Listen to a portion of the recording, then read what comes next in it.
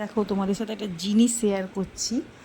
আমরা শুধু মিঠিকে সন্তানের মতো ভাবি না, ও সন্তানের মতন অ্যাটিটিউডগুলোও করে। মানে বাড়ির একটা বাচ্চা যা যা অ্যাটিটিউড করে সেই জিনিসগুলো সব মিঠির মধ্যে রয়েছে।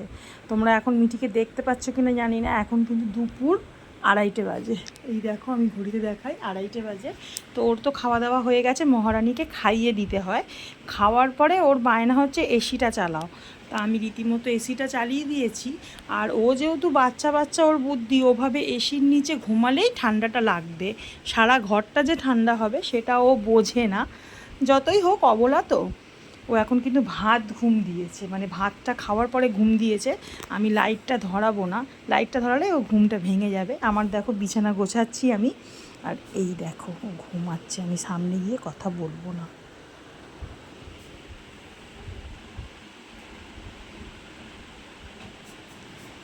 দেখেছো ও ঘুম দিয়েছে কেমন।